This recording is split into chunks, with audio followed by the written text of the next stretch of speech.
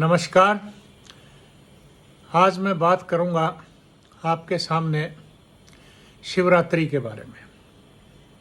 महाशिवरात्रि दिनांक 26 जुलाई 2022 को है और इसका शुभ समय जो है शाम को 7 बजे है, यानी कि वहाँ चतुर्दशी तिथि जो है शुरू हो जाएगी और प्रत्येक मास की चतुर्दशी को शिवरात्रि होती है। मगर श्रावण की जो महाशिवरात्रि है इसका महत्व अलग ही होता है, क्योंकि इस दिन भगवान शिव की विशेष कृपा होती है माँ गौरी के साथ।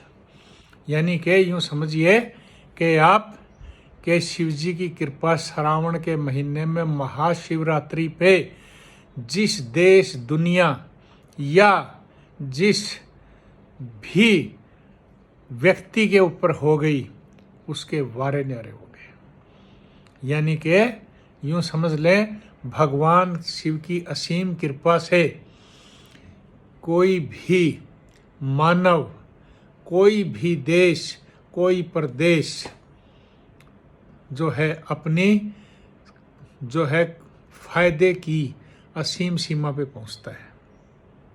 और महाशिवरात्रि को अगर आप उस दिन भगवान शिव को याद करते हैं माँ गौरी के साथ, तो मैं आपको कहूँगा कि वारे न्यारे हैं आपके। चलिए, ये बात थी महाशिवरात्रि के बारे में एक जनरल। अब मैं बताऊँगा कि इस दिन महाशिवरात्रि क्यों मनाई जाती है। माना जाता है वेदों के अनुसार, ऋषि मुनियों के अनुसार कि इस दिन शिव जी और पार्वती जी का विवाह हुआ था। यानी कि शिव पार्वती का विवाह हुआ था। अब यानी कि विवाह, और वो भी भगवान का और माँ पार्वती के साथ, कोई छोटी बात मत समझिएगा इसको।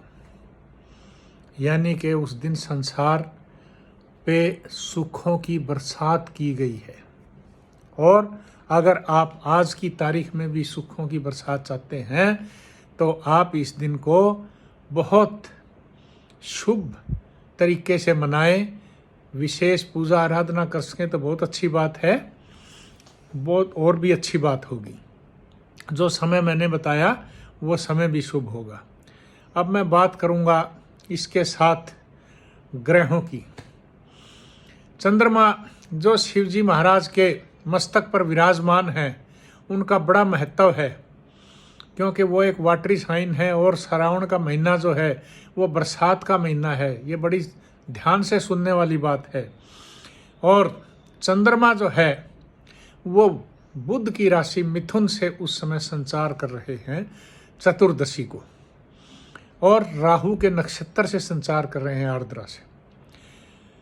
और बुध जिनकी राशि से चंद्रमा संचार कर रहे हैं वो चंद्रमा की राशि से संचार कर रहे हैं कर्क राशि से और केतु के नक्षत्र से।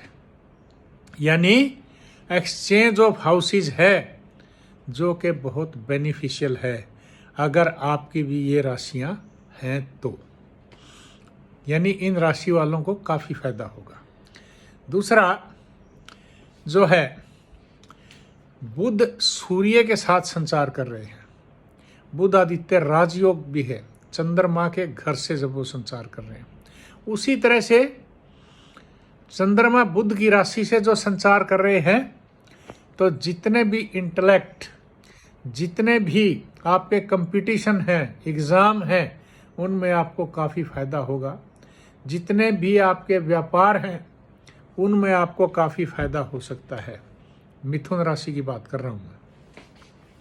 उसी तरह से मिथुन राशि से के 11वें भाव में जो है मेष राशि आती है, और मेष राशि के जातकों को स्पेशल कोई प्रमोशन है। अगर आप कहीं नौकरी में हैं, कोई व्यापार है, कोई किसी देश की भी राशि है ये, तो उसको सबसे ज़्यादा फायदा होगा फाइनेंशियल और प्रमोशनल एवेन्यूज़ में। अब मैं बात करूंगा कि कर्क राशि। कर्क राशि के जातकों को अगर आप किसी सरकारी नौकरी के लिए कंपटीशन दे रहे हैं तो आपको काफ़ी फायदा होगा, यानी कि मिलने के आसार हैं। अगर इसी उपासना से इस महाशिवरात्रि की उपासना से बोल रहा हूँ मैं, ये सब रिलेशन में महाशिवरात्रि से कर रहा हूँ। इसके पश्चात की बातें ये सारे आपको फायदा ज़रूर होगा। और इसी तरह से बुध आदित्य राजयोग में अगर आपकी कहीं प्रमोशन नौकरी में पेशा में है रुकी पड़ी है तो उसमें फ़ायदा होगा। कहीं व्यापार में आप परेशान हैं तो उसमें फ़ायदा होगा। इसी तरह से देश दुनिया की बात करें तो जो ये राशियां हैं, जैसे मैंने बताया मिथुन कर्क, और उसी तरह से मेष, जिस भी देश प्रदेश की राशि हैं, जिस राजा की राशि हैं, वह उनको यानी कि इन चीज़ों पे फ़ायदा होगा। व्यापार पे, फाइनेंशियल गेन्स पे, जो कि आज सबसे महत्वपूर्ण विषय है फाइनेंस का। अगर पैसे का किसी भी देश प्रदेश को फ़ायदा होता है तो वहाँ की जनता सुखी रहती है, उनके लिए सारे साधन उपलब्ध होते हैं। इसी तरह से दूसरी जो राशियाँ हैं मैं उनको भी बताना चाहता हूँ कि जैसे टॉरस राशि है, वहाँ उसके धन भाव से चंद्रमा गुजर रहे हैं शुक्र के साथ, और शुक्र जो है वो टॉरस के मालिक है। तो आप भी धन का फायदा उठा सकते हैं अगर आप इस दिन धार्मिक रहते हैं। माँ लक्ष्मी की कृपा हो सकती है आप पे। इसी तरह से मैं आपको सिंह राशि के बारे में बताना चाहता हूँ कि आप भी फायदा उठा सकते हैं, क्योंकि आपके चंद्रमा जो है वहाँ पे उस राशि से 11वें भाव से गुजरेंगे, तो आप भी काफ़ी फायदा उठा सकते हैं।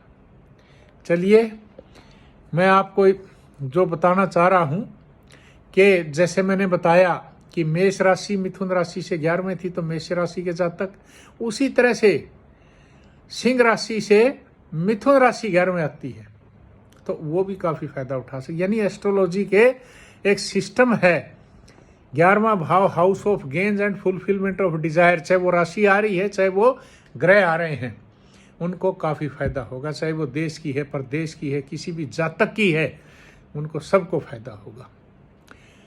अतः इसी तरह से मैं बात करूं कन्या राशि की, तो वहाँ से आपके चंद्रमा जो है वो 10वें भाव से गुजर रहे हैं, यानी कि आपकी नौकरी, पेशा, व्यापार, उनमें सब में फ़ायदा करेंगे। तुला राशि है, वहाँ से आपके भाग्य स्थान से चंद्रमा गुजर रहे हैं, जो शिव जी के मस्तक पे हैं और शुक्र के साथ हैं, आपकी राशि के मालिक हैं, यानी आपके भाग्य उदय होने की भी संभावना है अगर आप महाशिवरात्रि की पूजा उपासना सही ढंग से करते हैं तो। इसी तरह से वृश्चिक राशि की बात करूं तो मैं आप थोड़ा सा सावधानी से चलेंगे तो आपको फ़ायदा होगा। क्यों? क्योंकि यहाँ पे चंद्र और शुक्र का अष्टम योग है, तो आप अपने थोड़ा सा ध्यान से रहें, कोई रिस्क ना लें। और बात करूं धनु राशि की, तो उनके तो वारे न्यारे हैं, व्यापार वृद्धि है, काफ़ी अच्छा फ़ायदा होगा, क्योंकि चंद्रमा वो आपके लगन को भी देख रहे हैं, साथ में इस राशि को भी देख रहे हैं, चंद्रमा नेटल और ट्रांजिट दोनों को। और मैं बात करूं मकर राशि की, तो यहाँ पे आपके चंद्रमा जो है 6ठे भाव से हैं, मगर सूर्य और बुध आपके 7वें भाव से हैं। अतः आप कंपटीशन वगैरह के लिए फ़ायदा उठा सकते हैं, बीमारियों से भी आपको निजात मिलने की संभावना है। इसी तरह से बात करूं मैं कुंभ राशि की, तो 5वें भाव से आपके गुजरेंगे चंद्रमा, तो आपको आपकी औलाद को यानी कि फ़ायदा होगा, और आपके कहीं एजुकेशन में है, कंपटीशन में है, तो वहाँ फ़ायदा उठा सकते हैं। इसी तरह से मैं बात करूं अगर आखिरी मीन राशि की, आप भी फ़ायदा उठाइए, क्योंकि आपके 4th भाव से भूमि, भवन, वाहन, सुख, आराम, आपके इमेज और कॉन्फिडेंस में वृद्धि होगी।